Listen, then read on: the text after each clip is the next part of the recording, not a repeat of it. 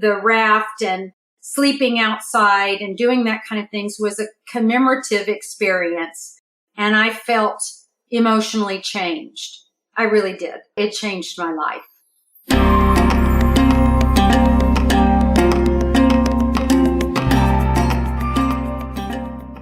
Welcome to the Actor Travel Adventures Podcast. I'm your host, Kit Parks, and today we got a special treat for you.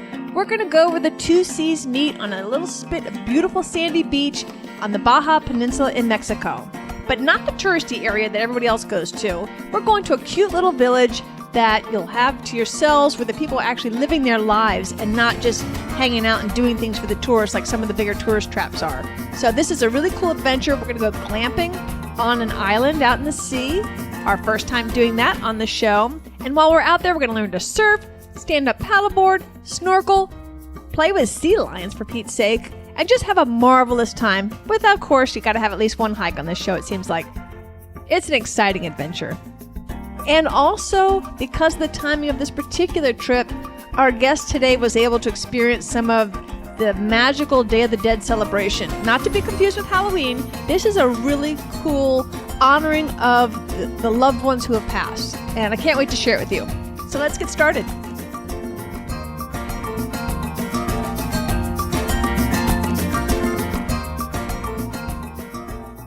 Can you start by introducing yourself and perhaps telling us your age? Yes, good morning. My name is Arliss Miles, and I'm 62 years old. Cool, Arliss. Now, how did you first get into adventure travel?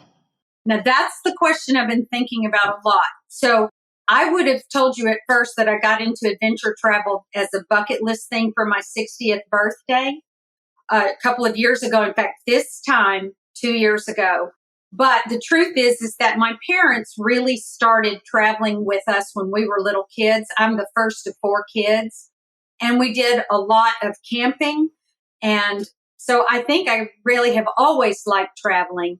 But this stage of my life, 2 years ago, I decided I wanted to do an adventurous bucket list type trip. So I picked out in 2016, I picked out a trip to celebrate my 60th birthday. And it was this time 2 years ago that I did my first, what I think of as an adventure trip. And what was that? What'd you do? I did a whitewater rafting camping trip through the Grand Canyon for 7 days. I have a popular episode about rafting the Colorado River through the Grand Canyon, but it was a much longer trip. How did yours go? Flew to Vegas, and then we flew into a starting point. From Vegas, we took a small plane to Lee's Ferry, and we got on our rafts in Lee's Ferry and then rafted down the Grand Canyon and then took a helicopter out 7 days later. Interesting. I'm actually doing, I know we're getting off topic here. I'm going on my first long distance rafting trip myself next month. I'll be doing the Middle Fork of the Salmon River in Idaho. So I'm really excited, but the longest I've ever rafted at one time is about 4 hours. So that should be an interesting trip for me too. The best way to start adventure traveling was just to get in and do something wild. And it was fantastic. And I shared the experience with an adventurous friend, and it just changed my life and started my need to do it more. So then what was the next step? All right. So you get back. Congratulations on commemorating your birthday in such a fun way, a cool way. Thank you. When you get back, how'd you feel? And then what made you decide I'm going to do this some more? Well, I felt amazing. I felt like I had accomplished more than I thought I could. It was life-changing. Well, I'm a nurse by my profession, so let me start that. And I had also been in sales. And over the years, I had really stopped taking care of myself physically. So before I went on this trip, I had lost 40 pounds. So to do something that adventurous that required that much hiking and hanging on to the raft and sleeping outside and doing that kind of things was a commemorative experience. And I felt emotionally changed. I really did. It changed my life. The second thing I did was as soon as I got home, I started planning my next trip. I had to do a lot of convincing of my husband that this was a good idea for me to leave him and the dog and do this because he's not an adventurous traveler. So I wanted to do something with women particularly. Not that I didn't mind there being men along, but I felt like there was an opportunity to travel with women who wanted to travel without their families. That interested me. So I started doing internet searching, and I found the second thing I have to say, I did another trip. I planned it, but I wasn't able to go on it because I got sick. I planned my second trip to hike in the redwood forest in 2018, and I did that with 6 friends. But unfortunately, the night before we left, I got sick and couldn't go. And so my friends went without me, and they came back with reports of enjoying each other's time together as women. We volunteered together, but we had never had the chance to really travel together as women without our partners, our spouses, our lives. We just left all that behind. So since I couldn't go while they were all in the redwood forest, I got on the internet and I started looking, and I must have typed in on the search bar, adventurous travel with women. And the group Adventure Women came up in an internet search, and I made a phone call and I got a hold of Emily. And Emily and I had a nice talk, because one of the things that I found as I was researching travel, you could take, say, for example, Yellowstone. You could take and find Yellowstone for $1,500 and Yellowstone for $5,000. And I'm like, well, what's the difference? Why is there such a disparity between pricing when, if you look at it, the trip looked kind of similar? And Emily and I had a very long talk about that, about the size of the trip, the food that you ate, your accommodations, the different sorts of trips that you take while you're there, the excursions that you take while you're there. So she helped me understand what I was looking for. And I also really enjoyed her customer service. And I loved the fact that this was a group started by women. Adventure Women had just been sold to another group of women. It was a small group, women only. They only travel in groups of 12 to 14. And the whole focus was to take women out of their normal environment and give them an opportunity to be adventurous. And I was sold.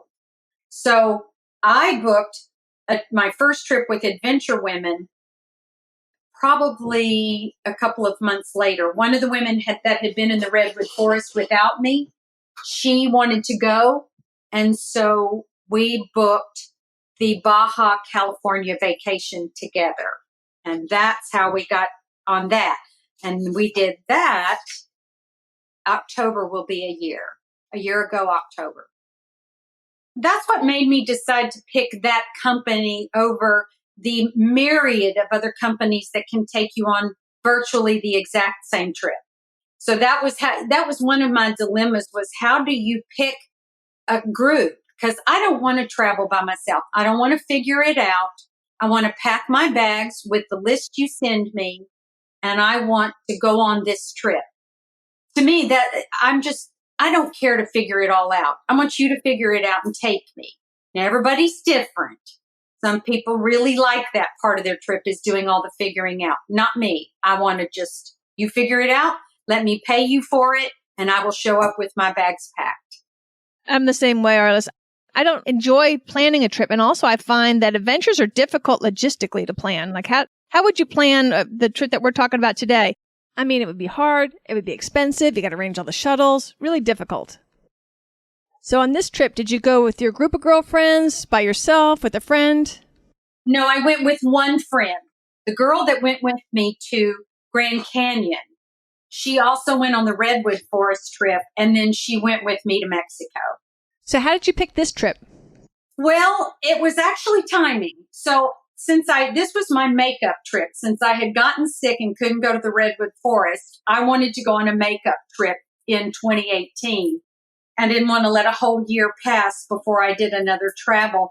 And it was about timing. So we were both available in October. And honestly, the trip from Houston, Texas to Cabos San Lucas is so easy. You can just go to Hobby Airport, get on Southwest Airlines, and you're there in 2 hours. It was so easy to do. So mostly timing and just ease of working a last minute trip into your schedule, mostly. Plus Mexico's cool. Yeah. Now, some people, when they hear Mexico these days, they're going to be a little bit concerned safety wise. Did you ever have any feelings of being uncomfortable or feeling unsafe? Or can you talk a little bit about that? Sure. No, I never had any worries about that. And the reason I didn't, people also said the same thing about the Grand Canyon trip. Aren't you worried? Well, I figured these people, that's their job to make sure that these travelers arrive and depart safely. And I never once thought anything of it. No. Now, that's another thing, Kit. When you're talking about traveling, if you're concerned about safety, don't go by yourself. Go with a group that has a good reputation, has done it many times. They're familiar with the area. And if you're really concerned about the area, don't go. There are thousands of other things you can do. But I was never concerned, not once. And then a lot of times, too, they'll pick you up at the airport, too. So all you have to do is just physically get yourself there. And even like when I went to Nicaragua, Managua wasn't very safe, but they had a driver pick us up. And that's how you get around some of these dicier areas sometimes. So let's get a brief overview about what you did on your trip, and then we'll dig down a little bit deeper. Okay. So I have the itinerary in front of me, actually. I pulled that out of my files. So when I was scheduling this trip, it was all about snorkeling, surfing, and sea lions.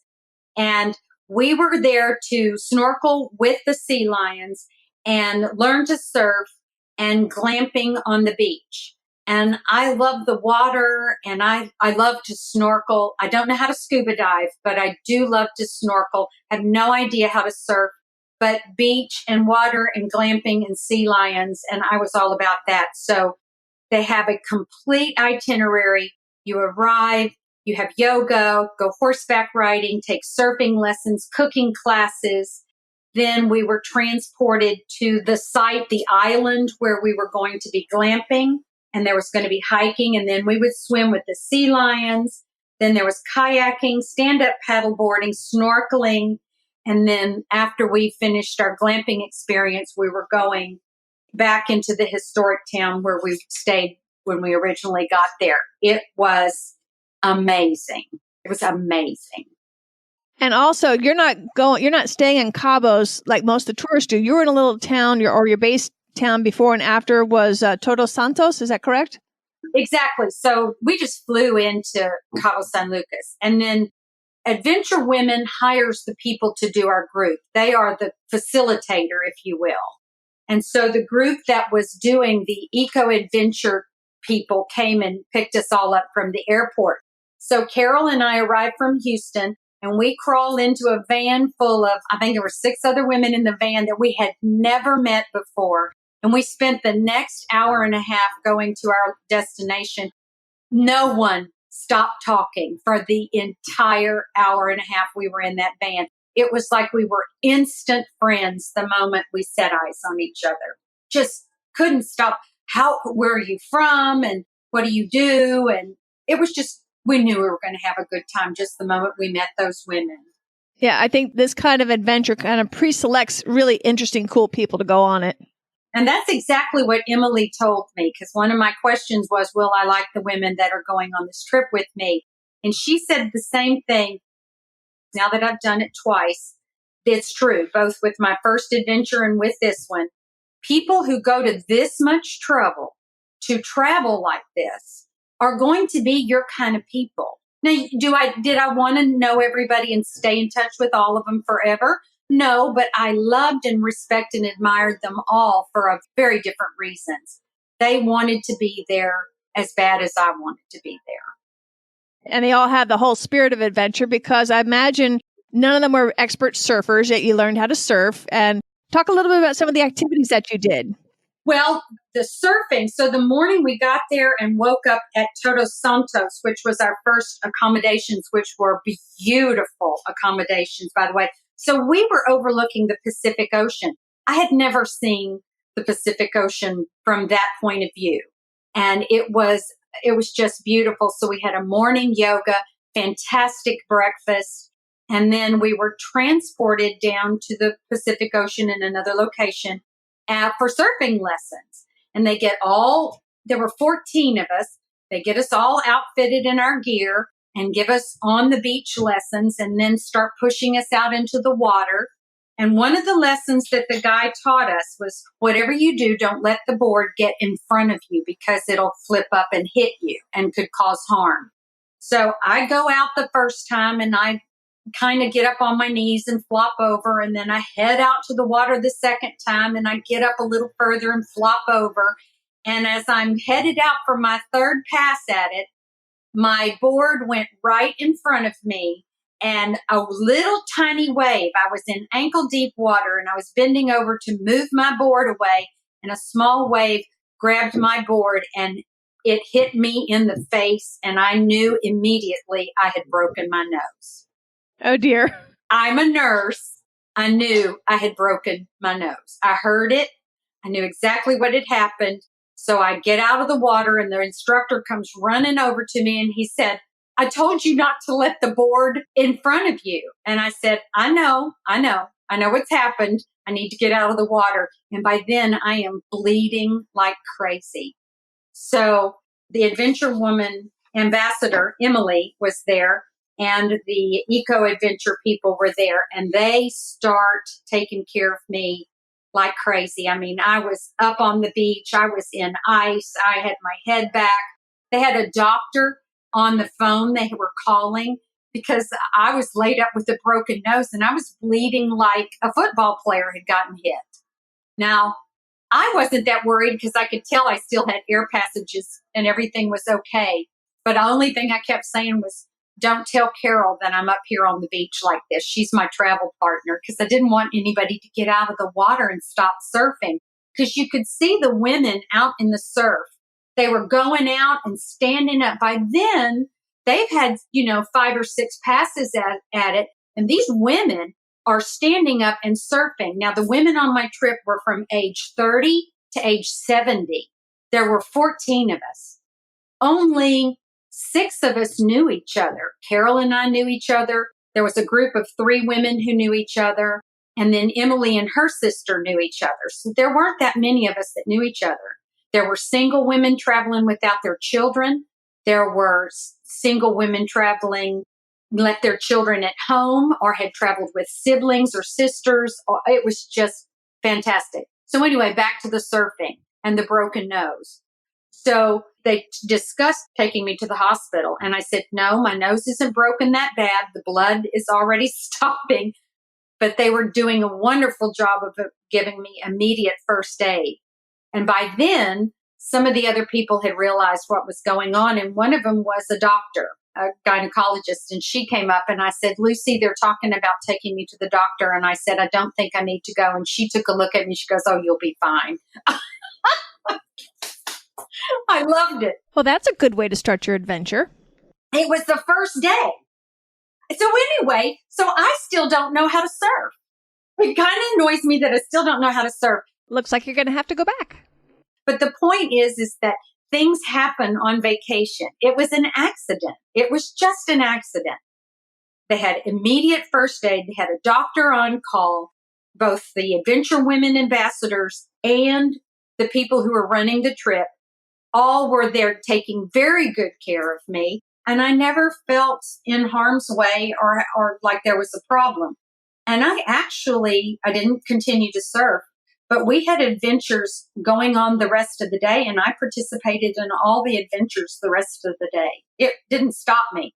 After that, we stopped on our way back and they took us to a roadside area where a couple and their family prepared homemade ceviche. And I ate myself some homemade ceviche. It was so good, broken nose and all. It was so good.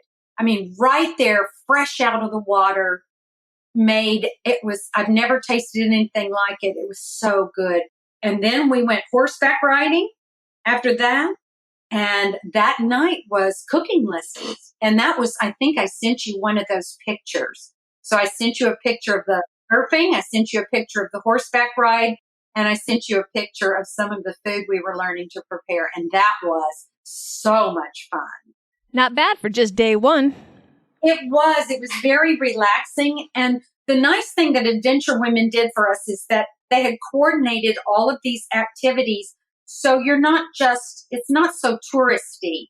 but you're there to learn and to see the surroundings. So we got to actually talk to the woman who was running this organization for the horses. She'd lived in this area for many, many years. She knew a lot about the history of the area and what was going on. It was half the fun was just listening to her talking about the area that we were horseback riding through. So it was beautiful, and the sun was going down, and it was just extraordinary. It was extraordinary. And it looked like the horseback ride, you're riding along the surf. That sounds like a lot of fun. Yeah, it sounds like they packed a whole lot in that first day, too. And then in the cooking lesson, what were you learning how to cook? Well, we were cooking a traditional Mexican dish. Now, the gentleman that was our chef, he had his mother sitting there with him, helping him prep.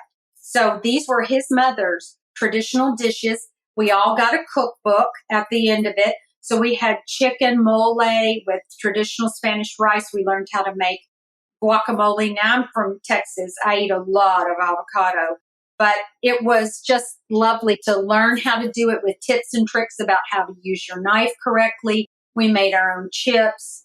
And in between, there's a lot of margaritas swirling in the background. So I think as the margaritas were consumed, the food got better and better. The party got louder and louder. I'll bet. And I'll bet you're really bonding with your travel mates, too, as well. It was fun. It was great fun. But I will say that not everybody likes margaritas. Not everybody drinks. So one of the things you do when you get ready for these kinds of vacations is they send you a checklist. And if is anything that you need special accommodations for, then you let them know. And they absolutely accommodated for that. Now, there was two of us who don't drink on this trip. And for every margarita they were making a non-alcoholic beverage for us. So don't feel like you can't go if you have issues that you think would restrict you from going. There's always a way. There's always a way. That's one of the things I've learned about these two trips that I've taken. There's always a way. You just have to stand up and say, you know, for example, on the Grand Canyon camping, I sleep with a CPAP and I can't travel without it. So when I was sleeping out under the stars, I had a car battery right next to my cot and my CPAP hooked up to that car battery. So there's always a way. This sounds like such an amazing adventure. And one of the highlights is witnessing the Day of the Dead celebration. When does that all play in? I know that Adventure Women has been changing up the itinerary a little bit. The Day of the Dead was the last night of our trip. And I almost didn't go see it because it wasn't the focus of our trip. So the next day, we headed to the private beach for the glamping. So that's when we went to the Sea of Cortez. They took us by boat to the Sea of Cortez, and we go up on, and I had a picture of that too. We go up, you know, as we're getting there, we travel up and you see this beautiful island and all these beautiful tents are there waiting for you. And we slept under the stars on Isla Espiritu Santo for 3 nights. That was where we did the snorkeling with the sea lions and the paddle boarding and hiking, and we did kayaking. That was the price of the ticket right there. I mean, it was beautifully done. The food was extraordinary. The accommodations were romantic and beautiful. And the things that we did at Isla Espiritu Santo, that was what I had gone for. That was what I had gone for. And apparently the wildlife there must be incredible because Jacques Cousteau called the Sea of Cortez the world's aquarium, that he just loved it, the Galapagos of North America. Yes. Well, it was, and again, it was something that I don't get to see when I live by the water, but I don't get to see that. So first of all, the water is extraordinary. It's just extraordinary. Camping on the beach was just beautiful. The people that were managing the camping experience treated us with amazing dignity. And again, with a medical issue that I have to accommodate with, they had a solar-powered battery to run my sleeping device, my CPAP, which I reiterate again and again, don't let things like that stop you from going on adventurous travel. And then the swimming with the sea lions. So that was actually day 4. So they take us all out to this rock formation where the sea lions are raising their pups. So the adult sea lions are swimming around and the little baby sea lions are out learning how to swim. We all get our wetsuits on, our snorkel gear on. We jump off the boat and we're sort of bobbing around. And then all of a sudden, this sea lion came out of nowhere and just dive bombed us. And every woman in that group raised her head up out of the water and squealed and laughed. It was so hilarious because then he started playing with us. I say he, it could have been a female sea lion. Then they started playing with us. And I sent you a picture my friend Carol took of me with that sea lion playing with my arm. And they would come in and they would grab our fins and pull on our fins. And they'd kind of dive bomb you in and out and in and out. And it was magnificent. I had never seen anything like it. I doubt I'll ever see anything like it again. And they take this same trip during whaling season. So if you can't go in October and see the sea lions, you can go in the late winter, I think it's February, and they see the whales, which would be amazing. Amazing. And then I think also sometimes too, the whale sharks, which are not, they don't like to bite humans. That's also something else you might be able to see were you able to see any on this trip, or is that something that it's a hit or miss? That's a different season. So that's what I was just saying is our season in October was for the sea lions, but they take the same trip in February when the sharks are coming through. But we didn't see any whale sharks. But you can take the same trip in February and see the migration of the whales in the Pacific Ocean. But then they took us just around the corner, and we snorkeled into a cave, and you could see the baby sea lions diving and swimming. And our guides were telling us that they're back there learning how to swim. So you just sort of float on the water and watch these little sea lion pups just diving and diving and diving back and forth. And some of them will be adventurous enough to come up and look at you. And I mean, they just come right up to you and look at you. It was something. It was something. You can touch them. Well, not the babies. They wouldn't come up to you, but the adults would come up to you and you could touch them. It was just extraordinary. I have never done anything like it in my life. So then by that time, you're exhausted and you're ready to go back to your area. You know, we all go back and take a shower and get in our comfortable clothes and relax in our glamping tents and read books and write in our journals and look over our pictures. And just that's the fun part of this kind of travel to me, is at the end of the day when you decompress with your friends, your new friends, and you talk about the day and the things that you've seen. And it's just fun to share all of that with like-minded people who are as excited about this as you are. So that was that day. Arlise, you sent some great photos, but for those that haven't been to the website yet, can you try to describe the landscape for us? So the coastline, I was thinking about that. The coastline to me looks very rocky. And if I could use the word desolate, because it's very dry and beachy. There's lots of sand, lots of rocks. So we also took a hike. So that on day 3, we took a hike all the way across the island. So the boat dropped us off on one side and we hiked all the way across the island. The boat picked us up on the other side and took us home. And I think I had some pictures of that too in my Dropbox. But that was interesting because you got to see the cactus, and our guides talked us all the way through about what we were looking at, what these cactus were, how long they'd been there, what the wildlife was like, what the rainfall was like. So it was very dry. It was very hot. So that was another thing, you know, you really have to kind of be in shape to be prepared for a hot hike. But it was amazing. So that was the landscape there. Now, the landscape in Todos Santos, where we started, was very luxurious, very luxurious. It had a lot of palm trees and looking over the Pacific Ocean. There was a big breeze going all the time. And then Epiritu Santo, the island in the Sea of Cortez, was warm and breezy and dry. That one photo that you sent of you guys, it looks like you're actually hiking through the water because you're in a road. Was that part of your hike? That was the end of the hike. Yes, we had hiked all the way across the island, and to get to our boat, we had to go through the water. So my friend Gail was leading the way because there's a lot of stingrays in the water and you have to shuffle. So you can't just step or you'll step on a stingray.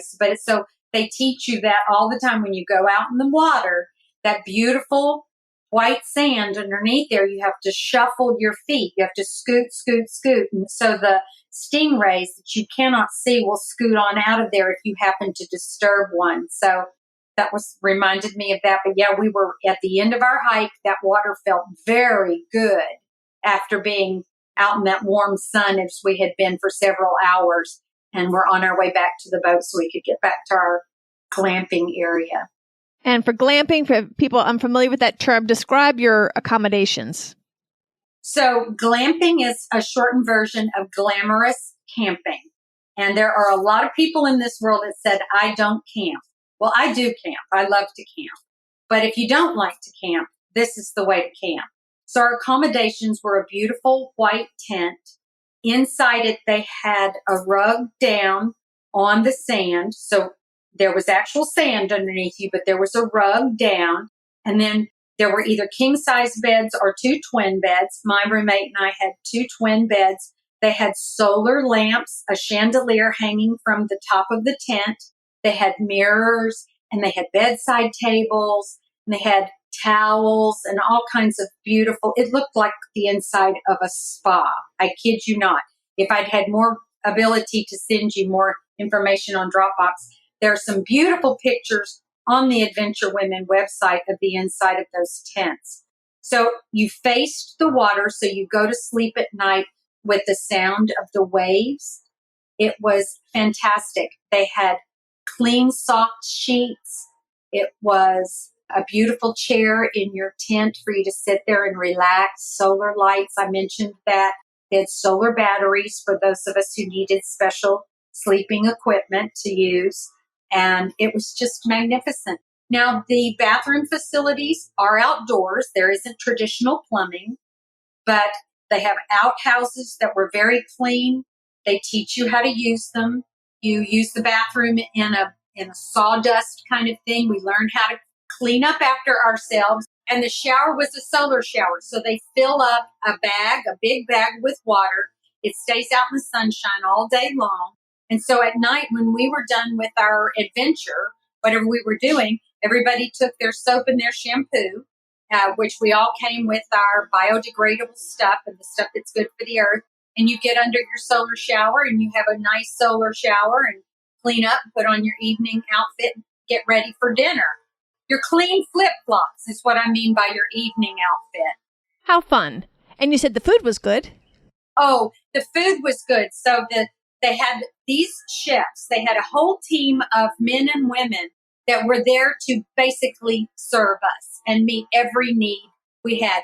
All of this was done without electricity, with solar power only. We had fresh food, fresh meat, fresh fish. We had vegetables and fruit. And it was kind of a joke because when you wake up in the morning, you get first breakfast.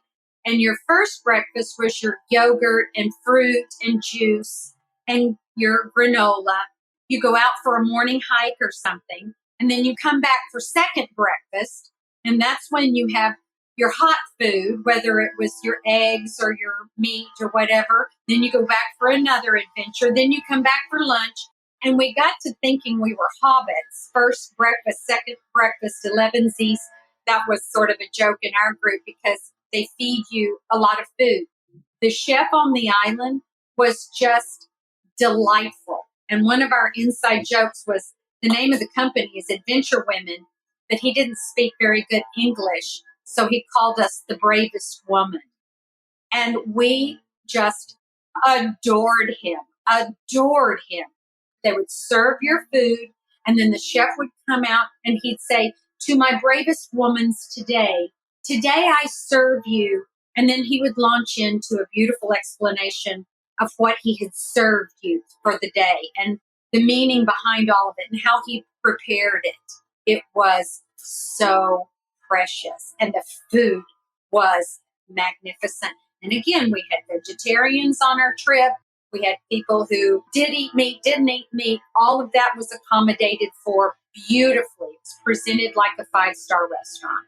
Very nice. Any other favorite memories or things that you want to tell us about your time staying out on the island? The island stay was, number one, it was quiet. So if I could do it all over again, one of my favorite memories is the fact that nobody had cell phones that they could use.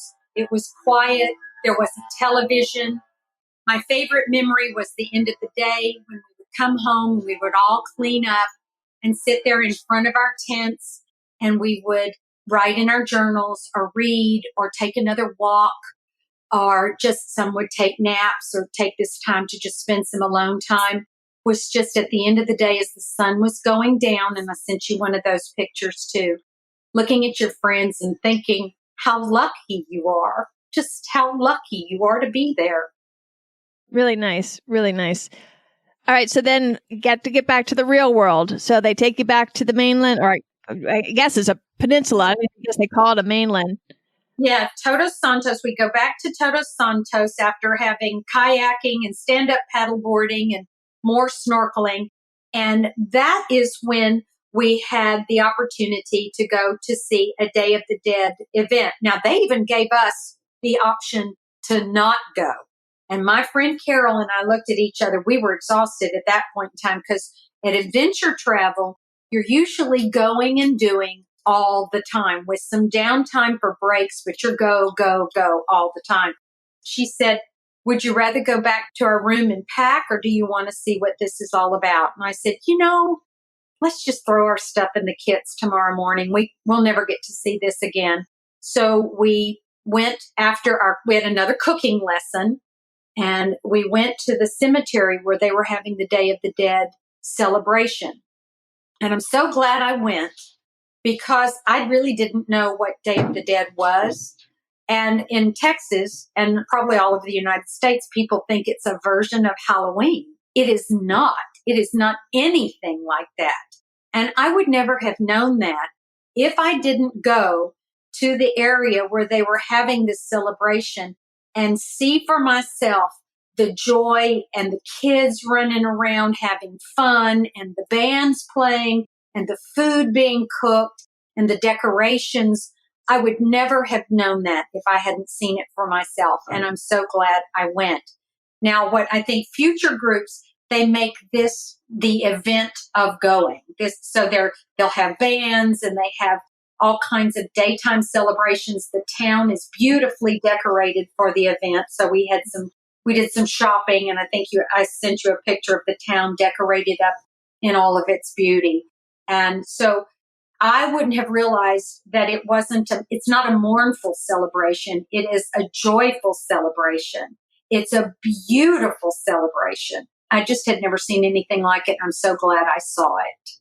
For those that are not familiar with the Day of the Dead, or the Dios de los Muertos, I believe it's called, it's a remembrance and a celebration of their past loved ones. And they also will make little altars and put little presents to help support them in the afterlife. And they consider death just part of the cycle of human life. But it's a huge, huge family friend get together. They'll often decorate themselves in these really fanciful skull-like painted faces and all that. And I'm going to have lots of photos on the website of that, because it's truly a fascinating cultural experience. And I'm so glad you were able to see it. Yes, it really was. So where we had dinner, we were having a dinner before that. And the gentleman and his wife and their little baby, they were our hosts for the evening. He took us over to his altar and explained all of the things that represented his parents and grandparents and loved ones that had gone on. And his wife was from America, and she had made an altar for her parents and her grandparents and the things that represented their past life with her in the United States. They're all very elaborate, fresh flowers, fresh fruit, pictures, mementos of all kinds. And what I loved about it, because I love being around kids, being a grandmother's age these days, were how the little kids interacted with it. They're taught to love their ancestors and what their ancestors mean to them, which gives you such a historical meaning to your life. These people did this so that I could have this wonderful life. It's incredible. It's an incredibly beautiful celebration. I was so glad I saw it. Yeah, it was originally from the indigenous people were doing this, and it actually was a summertime event, but then the Spanish conquering and all that and Christianity brought there, they moved it over time to the Halloween period, the All Souls Day and All Saints Day. So that's now when they hold it around that same time frame. But they are two distinct celebrations. Yes, very distinct. In fact, I came home and my husband said something about Halloween. And I just sort of turned and looked at him and I said, that is absolutely nothing to do with this. It's nothing to do with this. There are costumes, sure, but it's not the point. I mean, the costumes are sort of an afterthought almost, although they're very elaborate. And one of the women in our group sat down and had her face painted. So there are people sitting around that will paint your face. The people who are participating wear flowers and they do their hair up. You could sit where we were, you could stand where we were and look up the hill. All the graves are illuminated with candles. Some of them you can actually look in. So they're beautifully decorated inside. They're painted. And just the magnificence of hearing the music and seeing the candles light up the graves on the hillside it'll bring a lump to your throat. It's quite lovely. It's quite beautiful. I'm going to do a couple more notes on this celebration. So on what we call Halloween, or October 31st, All Hallows Eve, the children help to make the altars, and they're inviting the angelitos, the spirits of the dead children, the little angels, to come visit that day. So it was a 3-day celebration. The next day, what Christians call All Saints Day, indigenous ceremony, this is when the adult spirits come to visit. And then on the third and final day, which is All Souls Day in the Christianity, the families then go to the cemetery to decorate all the graves and the tombs. So it's a 3-part event or 3-day event. And it just sounds really cool. And I like that Adventure Women is now shifting the tour that you went on. So it's focusing quite a bit more on exploring that whole celebration as well as doing all the activities in the beach. So it just sounds like a really cool tour. And once more, just to clarify, the Indigenous Day of the Dead celebrations, those 3 days have now moved to coincide with the Christian fall holidays of All Souls Days and All Saints Day. Yes. Woman and man, the husband and wife team that own the place where we stayed when we arrived at Todos Santos, they are very supportive of that town. They're like town elders, and they sponsor the stuff that happens in there. The band that was playing the night after we left, the celebration was really happening. There was a big, well-known band coming in, street festivals, and three of our members stayed over an extra night so they could see that. They could see the next day. So of all the things that I've ever done, one of the things I would tell you that I wish you had asked for in your what advice about what you wish you had done differently, I have been on 2 of these trips, and both times I wish I could be there longer. So if you can, and if you have the wherewithal to stay an extra night or 2, I have so far never been ready to go home. I wanted more before it was all over. So I was very, very envious of my 3 friends who got to stay an extra night, and the owner of the property got them tickets to go see the festival and see the band the next day, and they got to participate in a bigger way. So that's my one advice is you're not going to want to go home. Do make sure you check out the photos at activetraveladventures.com/Baja, and Baja is spelled Baja. I'm tempted just to go to see the face painting. It's extraordinary. Are the locals welcoming to tourists? As far as we knew, yes. Again, we were escorted around where we were. So that goes back to what we talked about in the beginning. Where did I feel safe? We were always taken places by our guides who were locals. And we always felt safe and we always felt welcome. Wherever we went to eat, our guides were there. They were the people who made the food for us and took care of us on property, were locals and were kind and thoughtful and very, very friendly, both on the island and on the peninsula where we were on the Baja. Were just kind and generous people. Very, very glad to have us. Very glad to have us. And from what I read, Todos Santos, that little village, has gone through a real big rejuvenation. Now it's filled with art galleries and cute shops and cute places to visit. Tell us about that. Todos Santos, the town where we stayed the night we got there and the night before we left, there were art galleries. Now, there are a lot of places to shop, but many of those places, it's not like going to Cozumel, Mexico, where there's 6,000 passengers that are there. Most of the people that were there that I saw were really there to participate in the town's activities. Unlike some other very touristy destinations, not that there's anything wrong with Cozumel, but they're really there to serve us doing what we want to do when we're in their touristy areas. Versus being at Todos Santos, they're carrying on with their lives and celebrating and enjoying their lives. And we are observing and participating in their culture and in their history. And I very much enjoyed that. So the town was beautiful. It was clean. There are beautiful art galleries. There were beautiful places to shop for clothes. It's easy to walk around. It's easy to get around if you, for some reason, find yourself in your own car. We did not, but it was very easy to move around. We broke off in small groups. Again, all women, never once felt unsafe. There were a lot of Americans that had moved down there and started businesses and shops. Their population in 2015 was under 7,000. So it really makes for a nice size, what would you call it, just a little town? It's a nice town. It's not, being from Houston, the third largest city in the United States, it's not that. It was a very beautiful small town with historic buildings and just very friendly people. I usually like to rate the difficulty level or of the activity level on a scale of 1 to 5, with 5 being like super hard. Where would you put the exertion level or what kind of fitness level out of this scale of 1 to 5? Where would you place this adventure? This was not hard. It was adventurous, but it was not hard. So the difficulty level was probably a 3. And that was just because you needed to know how to swim. You need to know how to snorkel, and you need to know how to swim, and you need to be able to hike. But that's one thing when people are picking out traveling ways to travel. I have to be careful of this because I live at sea level. So I can't just decide I'm going to go hiking 7,000 feet or 15,000 feet. I can't accommodate that right away. So anybody who could walk, say 3 miles, if you can walk 3 miles, if you can swim, you could do that. It was not a difficult trip. It was adventurous, but it was not difficult.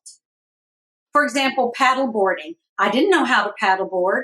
And I know I live on the water, but I didn't know how to paddleboard. And we had 2 women who were in their 70s, and they got up on that paddleboard and tried. You have to want to try it. And it's not hard, but it takes some practice. So that's one of the things I always tell people is don't let age hold you back. Paddleboarding wasn't something I'd ever done before, but I want to try new things, which is the point of adventurous travel, is before I can't do it, get up there and try to do it. So again, we had women from their mid-30s to their mid-70s, and we were all snorkeling, we were all paddleboarding, we were all kayaking, and some could do it better than others, but we all gave it a good try. So it was not hard. I would 3 or less, and that's because of the long hike. And then is there something you wish you'd known before you went? Not really. But I will say this to others is I wish I had known on the 2 that I have been and the one that I'm going on, you need to know the level of fitness that will be required of you. Because the first adventurous trip I went on that was not with Adventure Women, I was not as fit as I could have been. The second one I was ready for, and the one I'm going on in a month, I have been working on for 6 months. I've been working very hard to be fit for this. So make sure you know the difference between adventurous and rigorous and work up to that. The thing I wish I had known and I would impart to others is you will be very surprised with adventure women, the relationships that you will build while you're there. The women that go on this trip and the women who own this company are there to make sure that we are not only just immediately entertained, which does happen, but enthralled with the experience of this. You will come away wanting more. You will have friends that you will have for life, and you will feel strong. You'll feel like you could conquer the world, regardless of what age you are. So be prepared for that emotional aspect of it. It was hard to leave. It was very hard to leave. Any final advice that you'd like to give people that might consider this adventure? Do it. Do it. So one of the things I do want to point out, and I wanted to make sure I get this point across, I have traveled a lot in many different ways, but what I liked about traveling with this particular company was that I felt like their customer service was above and beyond. They had worked out the kinks for all of this adventurous travel. All of this is taken care of, so you can just go in and enjoy yourself. And when you leave, you will be so glad you had done it. You'll immediately start wanting to book your next one. So be prepared. Start saving your money now. Start working out now, because you're going to want more. You're just going to want more. I can't recommend Adventure Women enough for this. It's an amazing company, and I'm excited about my next trip with them next month. And so where are you going? Next month, my friend Carol, who I've traveled with 3 times, and the other 4 women that are coming along with us, we're going to the Canadian Rockies. So we're flying into Calgary on August the 4th. Adventure Women is going to transport us up to Banff, and we've got cave spelunking, whitewater rafting, glacier hiking, mountain biking, horseback riding, all of that in 6 quick days. Very fun. Very fun. I'd like to get you back on to talk about that when you get back. I would love to.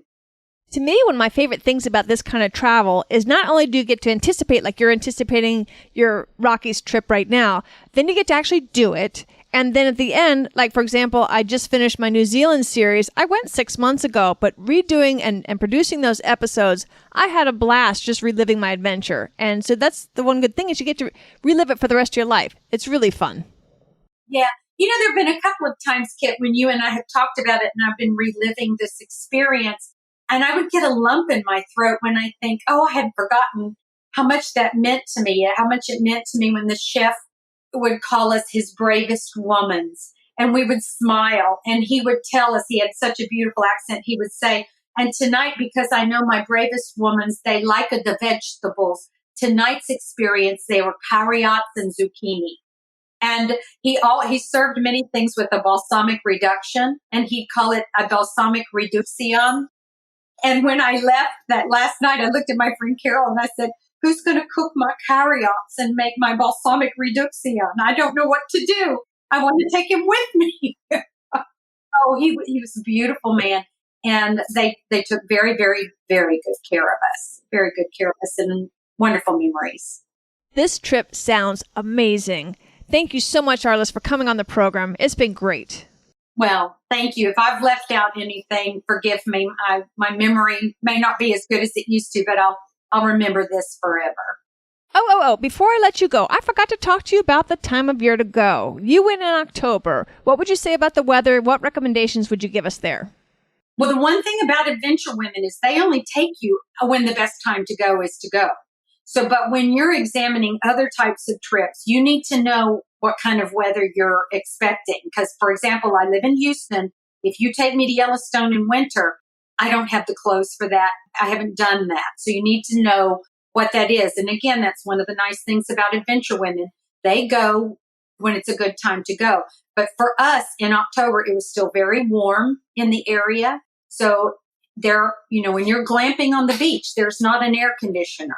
So you need to be aware of that. It was warm, but there's water around you and a cool breeze blowing all of the time. And when we were in Todos Santos, we were in a beautiful, I don't want to call it a hotel. It was like an individual casitas, they called them. We all had our individual casa. And you get up in the morning and you go on the roof of your casa where they had the coffee ready and they had a beautiful Pacific Ocean breeze. So it was warm, but it was very, very pretty, very pretty. But what made it special was the women. So there were only 14 of us, 2 of who were Adventure Women employees that were our ambassadors. And what made it special was just being able to travel with women of all ages who were there for all kinds of reasons, and coming home feeling restored, feeling refreshed, feeling like you could get back to your life and feeling strong and powerful. That's one of my favorite memories was I came home thinking, I felt relieved. I take care of my elderly parents. And so I needed a time away just to kind of get my head back in the game. And it was wonderful. And to do something for you for a change. Exactly. And there were a lot of women on this trip. One was going through a divorce. One was also caring for her aging parents. One was becoming an empty nester. There were several of us in our 60s and 70s and going through the transitions that a woman does at this age. And you begin to think, oh, I'm old and I can't do that. And what I love about traveling at this age is, yes, I'm 62 years old. And there were ladies there who were 72 years old. But that doesn't mean you have to stop. You push through this I can't mentality and decide that you can. And it's so beautiful to see somebody who is a little bit afraid of jumping in the water with the sea lions and they jump in and the look on their faces when they really can do it is magnificent. Or a woman who is in her 70s get up on a surfboard. And what a joyful thing. What a joyful thing to see. Exactly. And how well said. I'm really grateful for Arliss coming on the show today. I've got a couple takeaways before I let you all go. And number 1, notice on the very first day, very first event, the broken nose did not stop her adventure. And actually, the adventure sometimes doesn't start until something goes wrong. But people that do this kind of trip roll with the punches. And you learn to roll with the punches more and more the more you do these things. And then also she said something very interesting after we turned off the recording. And I asked her, since her husband's not doing this, what does he think about her now taking all these adventurous trips? And she said at first he was fighting it, kicking and screaming and put all sorts of obstacles in her way, did not want her to go on that rafting trip on the Colorado River. But when she got back, he realized after a while, ooh, this actually works out well for me too, because I get a better wife. My wife comes back to me a better person, a happier person, a more fulfilled person. So now he's all gung-ho about her going and doing these adventures and asks, what's next? Also notice too how all it took was one adventure and then Arliss is hooked. Just like I was, just like everybody else I've interviewed on this program. If I do nothing else with this program, I hope to inspire you to lead a bigger life through adventure travel.